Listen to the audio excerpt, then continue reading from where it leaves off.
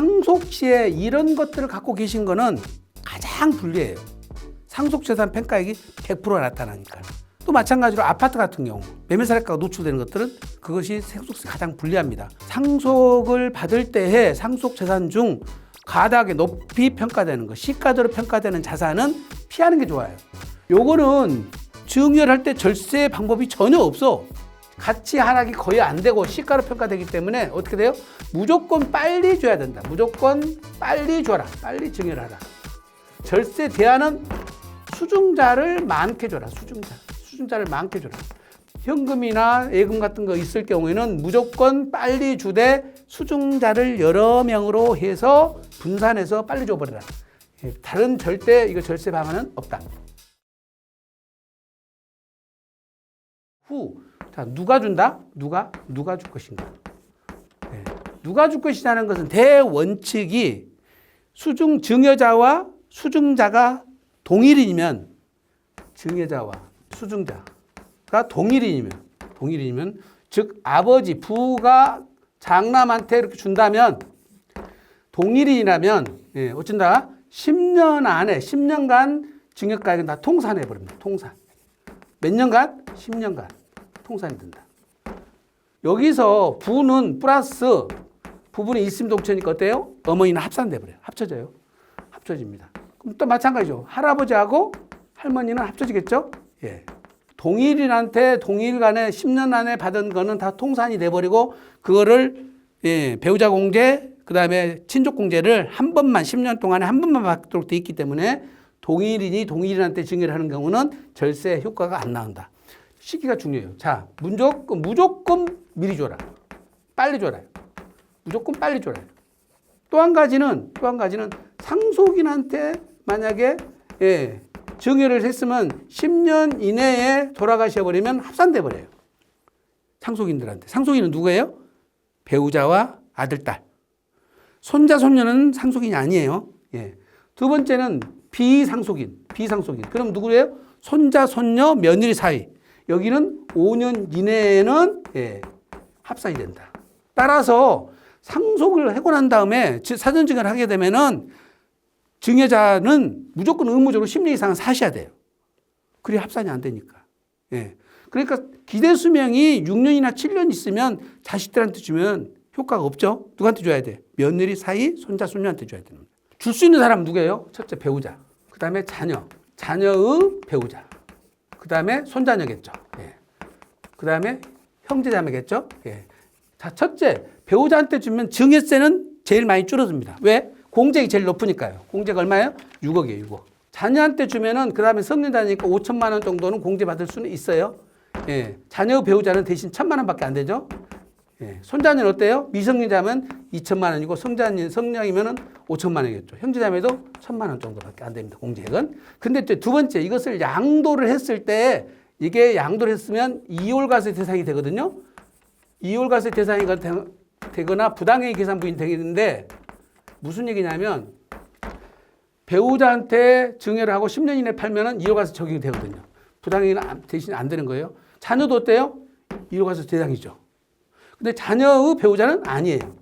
부당행위 계산부인 대상입니다. 자, 손자녀한테 주면 여기도 직계 존비속가 아니니까 이월과세는 됩니다. 부당행위는 안 되지만. 네. 형제자매도 마찬가지로 이월과세 적용 대상이 아니라 부당행위 계산부인 대상이다. 상속이 이루어졌을 때 통산하는 거는 상속 시 통산하는 거는 어떻게 배우자는 10년이라고 그랬죠. 예. 그다음에 자녀도 10년이죠. 그 대신 자녀 배우자는 몇 년이에요? 5년. 그렇죠. 손자녀도 몇 년이에요? 5년이에요. 형제자매도 5년이겠죠. 예, 5년입니다. 건강한 상태에서 내가 시간적 여유도 충분하고 그다음에 부동산을 팔 수 있는 시간적 여유도 충분하다 그러면 누구한테 주는 게 제일 좋아요? 배우자. 자녀한테 주는 게 제일 좋죠. 예. 그다음에 손자녀를 써먹어도 돼요. 대신 손자녀는 할증과세가 되죠. 예. 30% 할증이 됩니다. 그래서 시간적인 여유가 많을 때는 배우자나 자녀나 손자녀를 사용하고 시간적인 여유가 없다. 바로 팔아야 된다. 이럴 때는 어쩐다? 자녀 배우자를 활용해서 증여를 해야 된다. 상속하고 증여하고 차이점을 조금 보면서 첫 번째 상속과 증여에서 본다면 시기를 조절할 수 있냐 없냐. 상속은 시기 조절할 수 있나요? 내가 죽는 것을 내가 마음대로 조절할 수가 없다. 선택의 여지가 없다. 선택이 불가능하죠. 근데 증여는 어때요? 다 선택할 수가 있잖아요. 선택 시기를 얼마든지 선택을 할 수가 있다는 겁니다. 그 다음에 과세 체계. 상속의 경우에는 유산세 체계, 유산세. 증여 경우는 유산취득세 체계입니다. 세율 체계는 상속이나 증여나 동일합니다. 10%에서 50%. 최고 세율 이 구간을 똑같이 갖고 있어요. 그러니까 세율 체계는 상속 재산에 대한 상속세 부과할 때나 증여세 부과할 때나 세율은 똑같은 거이다. 공제액은 어떻습니까? 상속의 경우에는 기본공제, 일괄공제라 해서 5억, 또 배우자 기본공제 5억. 그러니까 10억 이상, 10억이면 무조건 10억을 넘어야 되는 거예요.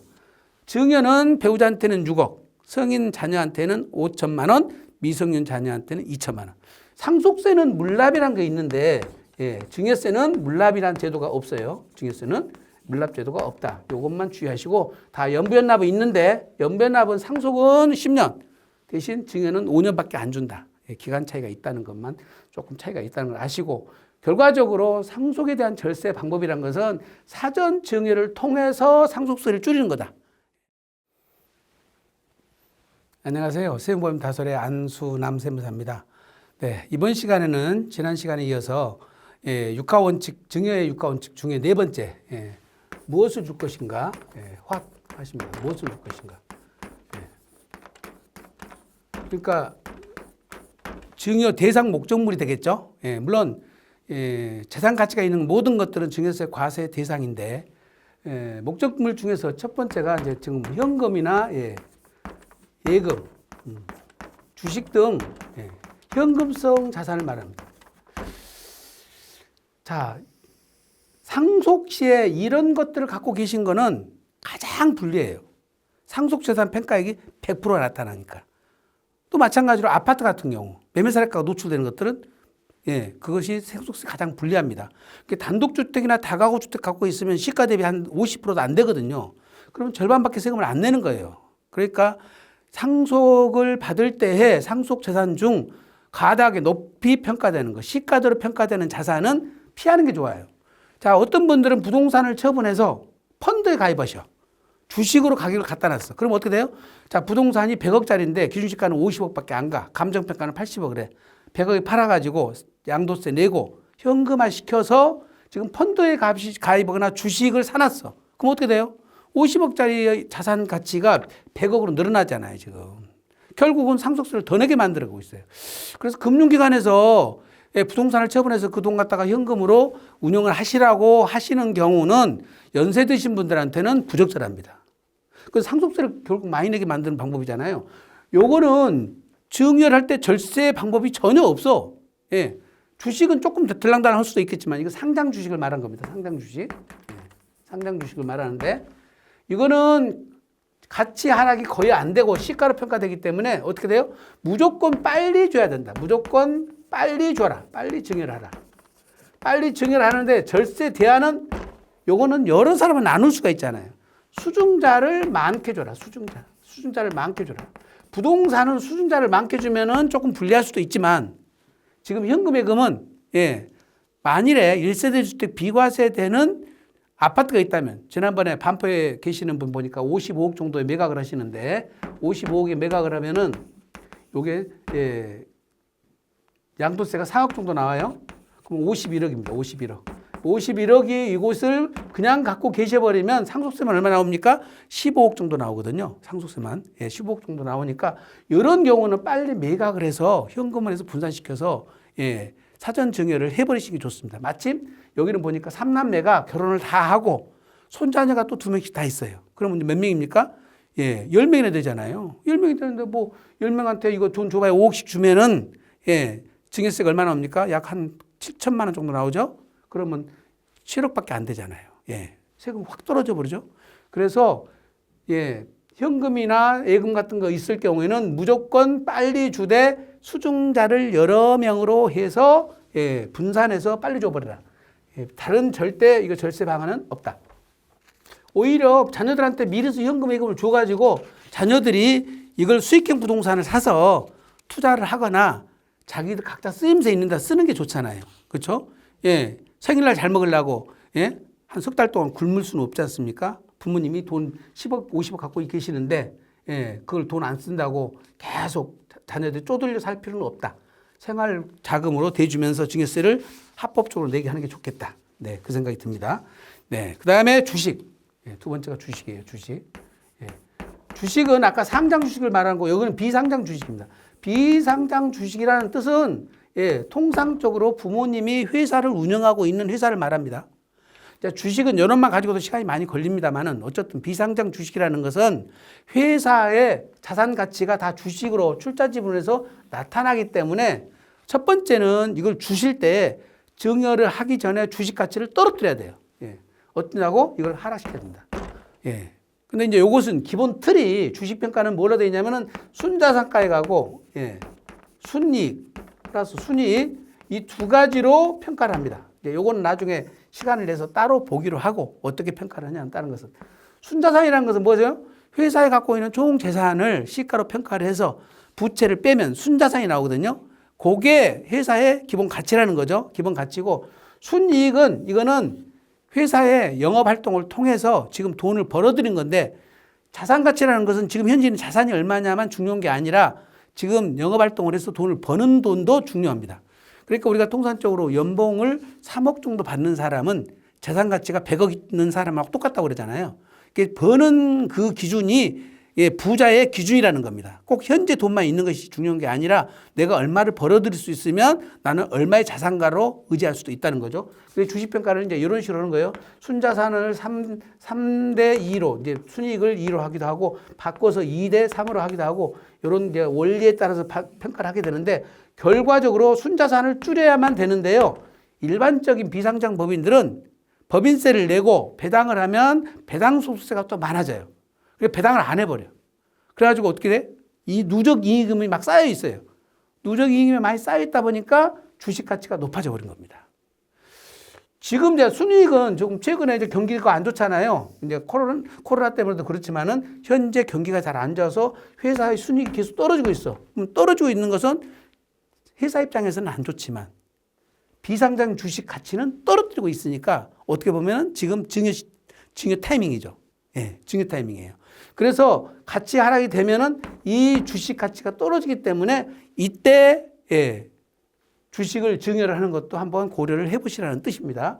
그래서 주식을 줄 때 기본적으로 주식 가치 하락은 이제 전문가 담당 세무사님하고 상의를 하셔서 예, 주식 가치를 하락시켜서 증여를 하라는데 우리 회사에 주식 가치를 하락시킬 수 있는 방법이 뭐가 있습니까? 하고 물어서 예, 지금 쌓여있는 유보이익을 배당을 통해서 하거든 감자를 해서 거든 예, 어떻든 예, 주식의 유보이익을 줄이고 또 당기순이익이 마침 줄어들었으니까 주식 가치가 떨어져 있기 때문에 지금이 적기다.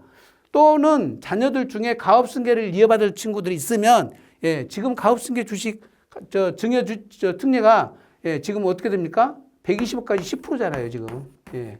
그리고 120억 초과되는 것은 예, 20%니까 120억까지 증여세를 10%밖에 안 냅니다.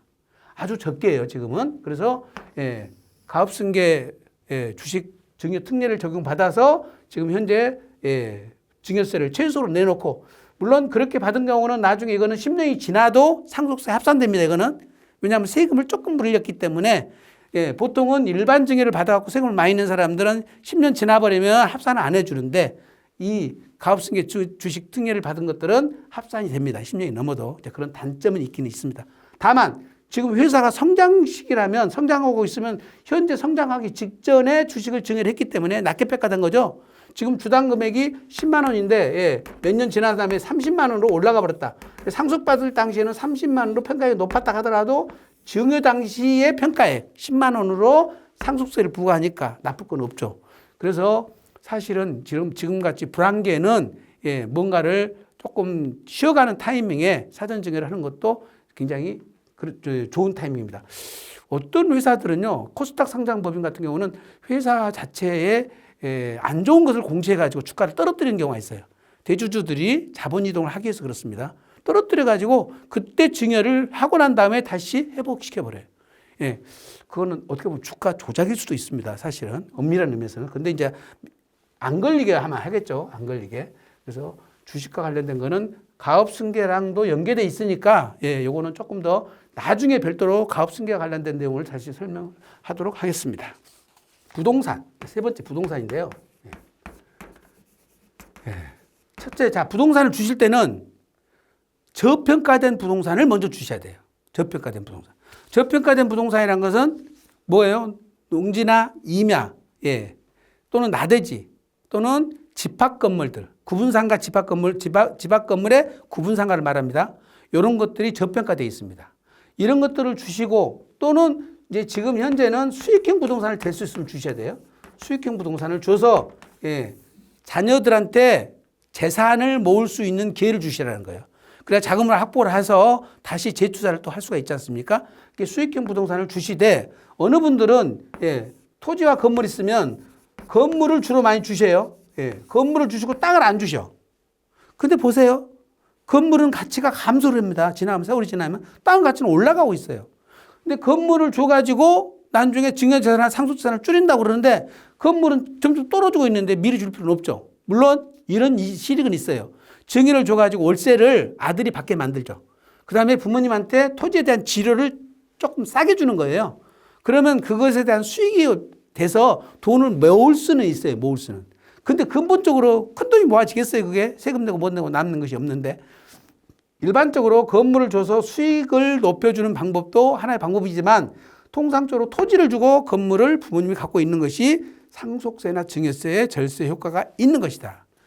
더 중요한 거는 지금 이 부동산을 주면은 개발을 해야 될 그런 부동산들이 있습니다. 근데 부모님이 개발을 해서 가치를 상승시켜 버리면 어떻게 됐습니까? 결국 증여세나 상속세가 올라가 버리는 거예요. 그러면 어쩌라는 거예요? 증여를 해서 자녀가 개발을 해가지고 가치를 증가시키도록 해야 됩니다. 그런데 능력이 없는 자녀들이 개발을 하게 해서 가치가 올라가 버리면 아버지가 만약에 거기다가 산에서 깎아가지고 거기다가 자동차 운전학원을 만들었어. 그래가지고 그 다음에 증여했는데 5년 안에 가치가 상승됐어. 그러면 가치 상승된 것까지 또 증여세를 또 물려요. 그래서 능력이 있는 자녀한테 줘서 능력 있는 자녀가 직접 개발을 하도록 해야 됩니다. 요거는 전문가의 세무사님들하고 상의를 해서 개발 대상이 되는 부동산의 경우에는 증여 후에 개발을 시작해라. 또 마찬가지입니다. 시행사업도 마찬가지예요. 지금 오피스텔을 지어서 분양을 하려고 그래. 근데 아버지가 땅을 갖고 있는데 아버지가 80세예요. 땅값만 지금 약 200억인데 여기다가 개발 이익이 다시 200억이 다시 플러스 됐으면 어떻게 돼요? 그러면 재산가액이 400억으로 늘어나 버리잖아요. 아버지 재산가액이. 결국 200억 벌었다는 그 돈은 어떻게 돼요? 국가 돈 50% 벌어준 거예요. 이런 경우는 이렇게 아버지가 개발하시면 안 돼요. 자녀한테 증여를 해서 자녀들이 개발을 해서 시행사업을 해야만 됩니다. 거꾸로 하시는 분들이 있는데 절대 이러시면 안 됩니다. 아까 제가 뭐라고 그랬어요? 능력 있는 자녀들한테 줘라. 능력 없는 자녀들이 명의만 해주고 아버지가 개발해서 이익이 생겨버린 거는 그거는 아버지가 또 증여하신 걸로 돼버린다. 그래서 부동산을 주기는 주되 이렇게 종류에 따라서 여러 가지 주고 지금 주택 같은 경우는 지난번에 2020년, 21년, 22년도에 주택의 사전 증여를 굉장히 많이 했는데 주택은 지금도 여전히 다주택자들은 불리합니다. 아버지가 집을 부모님이 두 채, 세 채 갖고 계시다면은 자녀들한테 분산 소유를 시켜서 다주택자를 회피하시는 것이 좋습니다. 피하시는 게 좋아요. 그래서 다주택자를 1세대 1주택자를 만들어서 종합부동산세, 그 다음에 양도소득세를 전부 비과세 받거나 세액공제를 받을 수 있도록 여러분들이 조금 이렇게 하셔야 됩니다. 그래서 부동산을 줄 때는 지금 보신 것처럼 저가평가된 걸 줘라. 수익형 부동산을 줘라. 개발될 부동산에 대해서는 개발 전에 줘라. 그 다음에 능력 있는 자녀를 줘서 개발을 시켜라. 능력 없는 자녀한테 준 다음에 개발시켜버리면 또 가치 증가에 따른 증여가 또 일어난다고 그렇습니다. 이건 굉장히 조심하셔야 돼요. 요즘에 그 과세가 상당히 많이 되고 있습니다.